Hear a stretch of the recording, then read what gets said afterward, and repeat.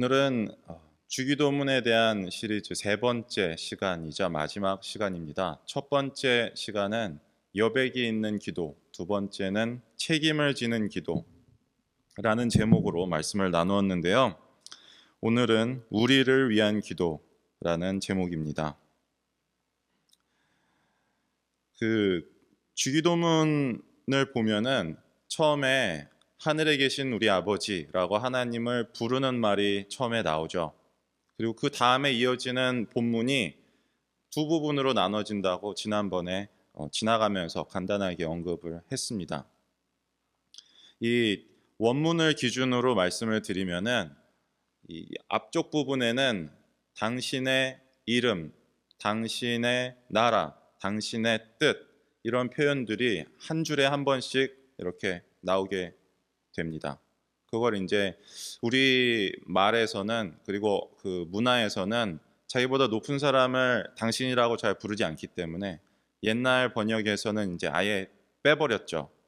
뭐 이름이 거룩히 여김을 받으시며 나라의 임하옵시며 이렇게 그랬고 방금 읽은 새 번역 본문에서는 이제 그 나라 뭐 이렇게 되어 있죠. 그 이름 그리고 우리가 예배 시간에 쓰는 주기도문 본문에서는 이제 아버지의 이름, 아버지의 나라 이렇게 아버지의 뜻 이렇게 되어 있습니다.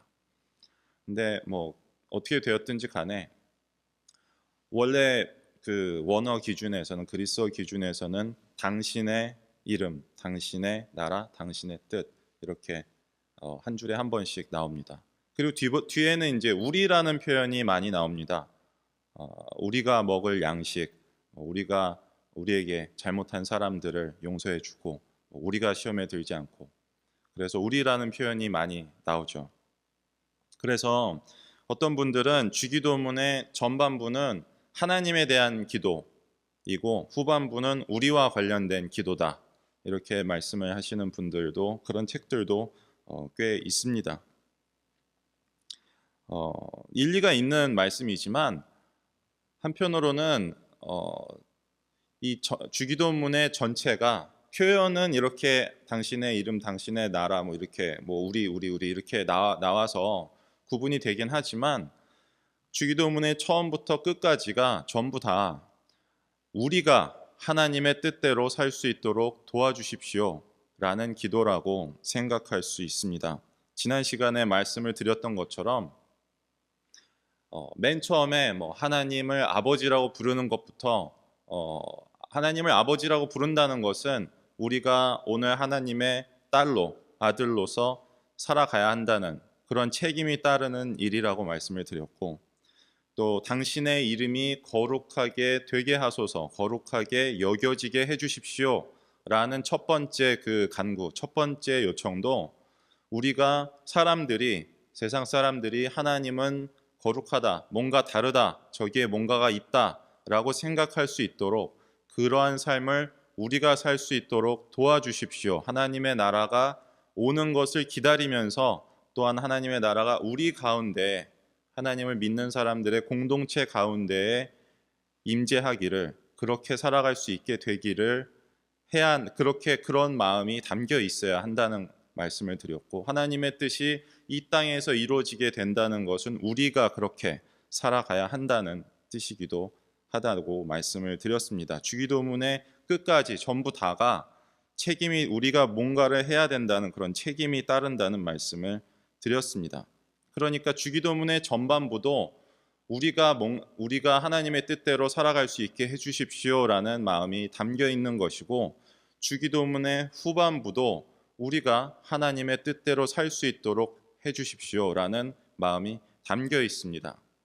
이게 기도를 할 때 우리가 원하는 것, 내가 원하는 것을 하나님이 좀 해주십시오, 들어주십시오라고 할 게 아니라 지난번 로마서 시리즈에서 말씀을 드렸던 것처럼 그리스도인의 삶이라는 것은 우리의 욕망을 우리가 원하는 것을 이루면서 그것을 추구하면서 사는 것이 아니라 하나님의 뜻대로 사는 것을 의미한다고 말씀을 드렸었죠.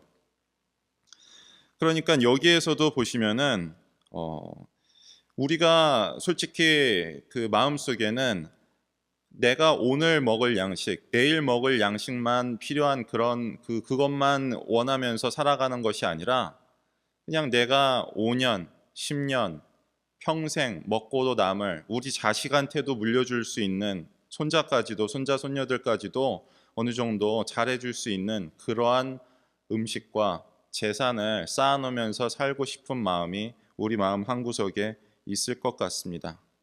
하지만 그것보다도 우리가 오늘 내일 먹을 양식이 있는가, 우리 공동체 안에 이렇게 추운 날 어디선가 떨고 있는 사람들, 배고픈 사람들이 있지 않은가를 먼저 돌아봐야 한다는 그 가르침, 이웃을 사랑하라는 그런 가르침이 여기에 담겨 있는 것이죠. 그것을 먼저 생각하고 그것을 먼저 따라가야 한다는 것, 그것을 구해야 한다는 것이, 그런 가르침이 여기에 들어가 있는 것이죠. 그리고 우리한테 잘못한 사람을 용서한다는 것은 참 쉬운 일이 아닙니다. 실제로 어느 쪽이 어떻게 잘못을 했든지 간에 내 생각에 나한테 누가 잘못한 사람이 있다면 그 사람을 용서하는 게 참 쉽지 않은 일 같습니다. 그러니까 이 주기도문에서도 예수님이 그렇게 말씀하시는 것 아니겠습니까? 우리에게 주신 하나님의 은혜를 생각하면서, 하나님이 우리의 죄를 용서해 주신다는 것을 생각하면서 우리한테 잘못한 사람을 먼저 용서해 줘야 한다라는 것을 이 주기도문을 통해서 가르쳐 주고 계시는 것이죠. 또한 그것이 어떤 개인의 문제뿐 아니라 공동체의 문제도 있는 것 같아요. 우리한테 잘못한 사람들, 공동체로서는 그게 어떤 것이 있을까 생각하실 수도 있겠지만, 우리처럼 이런 이민교회에서는 그런 일들이 참 많이 일어나는 것 같습니다. 제가 예전에 어떤 새로운 주에 이사 간 적이 있는데, 자동차가 그때 문제가 있어가지고 수소문을 해서 이거를 잘 고쳐준다는 어떤 그 집에 갔어요. 수리하는데. 근데 이제 한국 분이었거든요. 그래서 이제 제가 처음 오는 사람이니까 저한테 막 어디서 왔냐, 뭐 이렇게 막 가족은 뭐 어디 교회 다니냐, 뭐 물어보시는데, 알고 보니까 어느 교회 집사님이셨던 거죠. 그래서 그분이 이제 우리 교회 나오라는 말은 꼭 우리 교회 나올 필요는 없지만, 그때 제가 무슨 뭐 신학 공부한 사람 이런 소리 하나도 안 했거든요. 그 우리 교회 나오라는 말은 안 하지만 이 교회는 가지 마라라고 말씀을 하시더라고요. 그러니까 저를 위해서 해주신 말씀이셨어요. 근데 이제 말씀을 계속 해주시는데, 이 집사님이 다니시는 교회에 예전에 담임 목사였던 분이 나가서 세운 교회인 거죠. 원래는 이제 사임을 할 때 딴 데 멀리 가기로 약속이 돼 있었는데, 같은 도시에 그렇게 멀지 않은 곳에 여기 있던 분들을 같이 데리고 나가서 교회를 세웠다. 그리고 그 과정이 예, 사임하는 그 이후부터 해서 뭐 이게 굉장히 여러 가지가 많이 있었다는 겁니다. 자세히 말씀드리지 않아도 이런 거 많이 들어보셨잖아요, 그죠? 그래서 우리한테 잘못한 사람들, 공동체의 입장에서도 그걸 용서한다는 거는 좀 쉽지 않은 일 같아요. 그렇기 때문에 이 주기도문에서도 우리한테 잘못한 사람을 먼저 용서해야 그 다음에 교회에 나와서 하나님, 제가 잘못한 것, 우리가 잘못한 것을 용서해 주십시오라고 말할 수 있다라고 주님께서 가르쳐 주시는 것이죠. 그리고 시험에 들지 않게 해달라는 것도 마찬가지입니다. 보통은 우리가 하고 싶은 것을 어느 정도 하는 것은 죄가 아니겠습니다만, 그것을 어느 지나친 정도로 추구한다든지, 잘못된 방법으로 그거를 이루려고 한다든지, 아니면 어떤 잘못된 종류의 욕망을 이루려고 할 때 그게 시험에 든다, 유혹에 빠진다, 그렇게 생각되는 것 아니겠습니까? 구체적인 예를 들지 않더라도 다 아실 수 있는 이야기죠.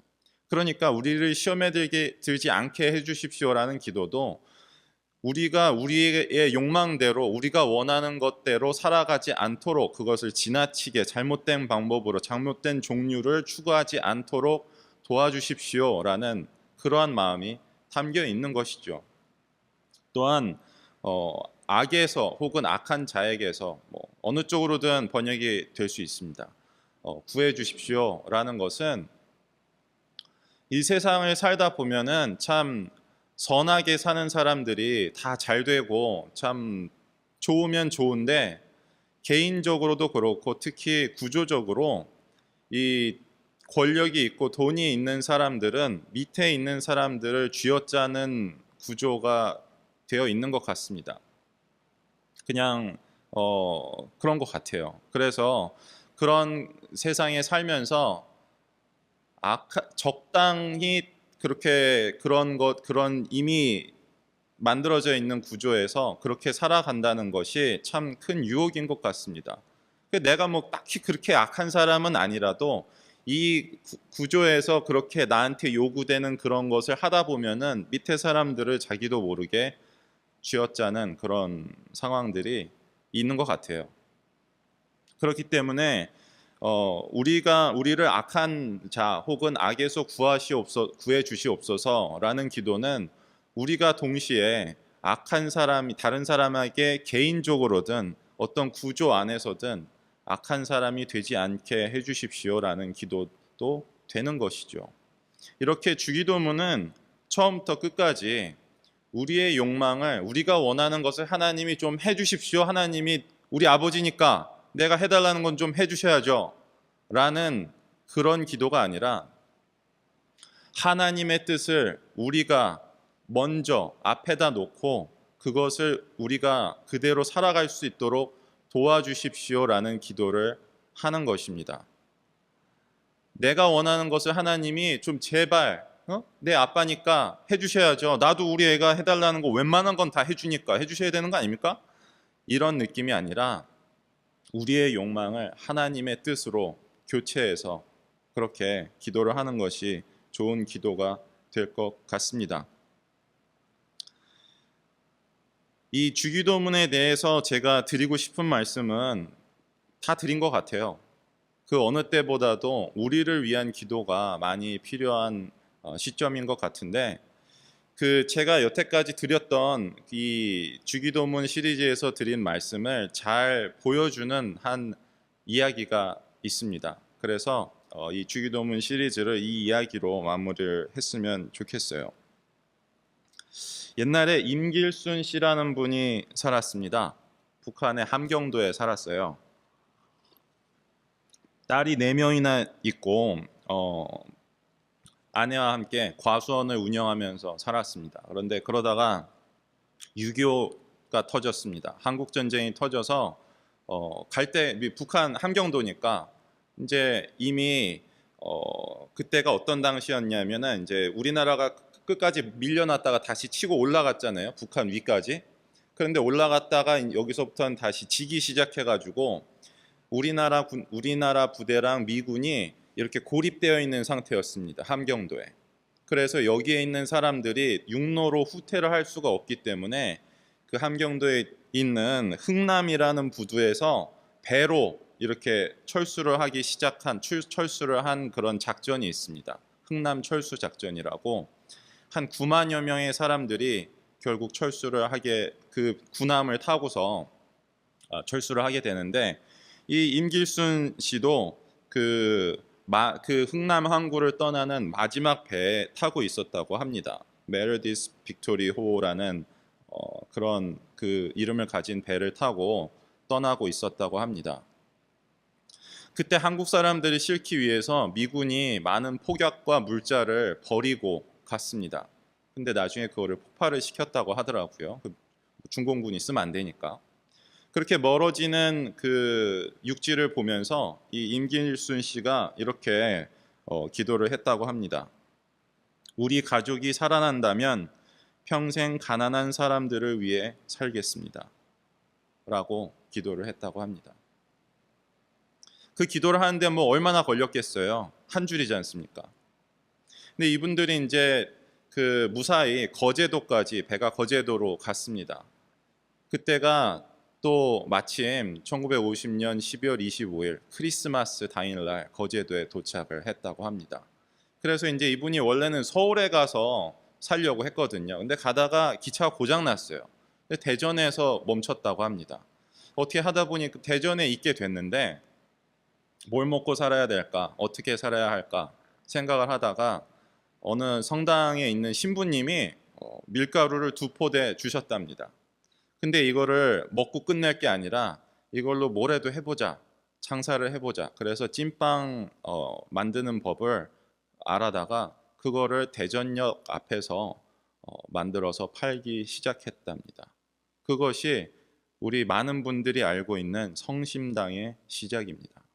성심당이 대전에 있는 엄청나게 큰 빵집이라면서요. 저는 가본 적이 없어서 잘 모르겠지만 서울에서도 막 전국에서 그 오로지 그 빵을 먹기 위해서 사람들이 찾아온다고 할 정도로 그 빵집이 지금 엄청나게 커졌다고 합니다. 처음에 이분이 그 빵집을 시작할 때부터 그날 만든 빵은 그날 다 소진한다. 근데 소진한다는 게 팔고 나온 빵이 있지 않습니까? 그 빵들을 배고픈 분들에게, 어려운 분들에게 가서 나누어 주었다고 합니다. 그거를 그때부터 초기에서부터 지금까지 계속 이어져 내려오고 있고, 그냥 남은 걸 좀 준다라는 게 아닙니다. 어떤 날은 이게 다 팔려서 줄 수 있는 빵이 없으면 다시 구워서라도, 빵을 다시 만들어서라도 필요한 분들에게, 배고픈 이웃들에게 빵을 나누어 주었다는 것이죠. 그게 뭐 한편으로는 저 빵집은 오래된 빵을 팔지 않는 집이야 라고 사람들에게 좋은 인식을 심어준 부분도 있지만, 이분은 그 흥남 철수 작전을 통해서 그 육지가 멀어지는 그 순간에 했던 그 기도를 살아내기 위해서 그렇게 살아가신 것이죠. 제가 드리고 싶은 말씀은, 우리가 그 여백이 있는 기도라는 설교에서 말씀드렸던 그 내용은 말을 많이 꼭 해야지 좋은 기도가 아니라는 것입니다. 기도를 할 때 그냥 줄줄줄줄 그냥 끊임없이 말을 꼭 하는 것이 좋은 기도가 아니라, 그 기도를 하면서 정말로 그 한마디 한마디 내가 하나님 앞에서 말을 하고 있구나 생각을 하면서 그 의미를 되새기면서, 또한 거기에 따르는 책임을 생각하면서 그 기도를 할 때, 그리고 그 기도대로 살아갈 때에 참된 기도가 된다는 것입니다. 이 기도를 이분이 얼마나 많이 하셨는지는 모르겠어요. 하지만 이분은 그 마음을, 그때 했던 기도를 계속 마음에 품고 사셨던 것이고, 그 기도가 그분의 인생 전체를, 나머지 인생 전체를 채우고도 남았습니다. 그 아들이 계속 이어서 하고 있고, 거기에서 일하고 있는 그 수많은 직원들도 이 성심당의 가치를 따라서 그렇게 지금까지도 살아오고 있는 것이죠. 그래서 그런 생각이 듭니다. 이분이 처음에 찐빵을 반죽하고 만드는 그 시간은 기도를 하는 시간이었을까요? 아니었을까요? 그분의 그런 그 시간, 재료를 구해오고 반죽을 하고 빵을 굽고 이런 모든 시간이 이분의 그 기도, 가난한 사람들을, 저희를 살려주시면 가난한 사람들을 위해서 살겠습니다라고 하는 그 기도를 살아내기 위한 과정이 아니겠습니까? 그분의 삶이 기도가 되고, 기도가 삶이 되었을 때 어디서부터 어디까지가 기도하는 것이고 어디서부터 어디까지가 생활인지 불분명해질 정도로 기도가 삶이 되고 삶이 기도가 되는 그러한 삶을 살 때에 우리가 참으로 기도하는 삶을 사는 것이라고, 그리스도인의 삶을 사는 것이라고 저는 믿습니다. 이 시간 한 해를 시작하는 시점에 우리는 서 있습니다. 며칠 전에 보니까 저희 딸도 뭐 한 해 뭐 할지 뭐 이런 거를 쓰고 있던데, 이때에는 다들 올 한 해는 어떻게 살아가야 할까, 그런 생각을 한 번이라도, 뭐 굳이 올해 다짐 뭐 이런 목표 이런 거를 적지 않는다 해도 한 번쯤 생각해 보는 그런 시점입니다. 이 시점에 저는 우리 성도님들께서 이분과 같이 우리의 평생, 아니면 오늘 우리가 살아가는 이 한 해, 아니면 이 한 주일이라도 무엇을 추구하면서, 무엇을 이루려고 하면서 살아가야 할 것인가 한번 생각해 보는 시간이 되었으면 좋겠습니다. 단 한 줄의 기도라도 그 기도가 참으로 나의 욕망을 하나님이 이루어 주십시오라는 기도가 아니라 하나님의 뜻을 우리가 이루어가면서 살 수 있도록 해 주십시오, 그렇게 살아갈 수 있는 힘과 용기를 주십시오 라는 기도를 할 때, 그리고 그 단 한 줄의 기도라도 기도를 이루기 위해서 계속해서 살아갈 때 우리의 삶은 반드시 달라질 거라고 믿습니다.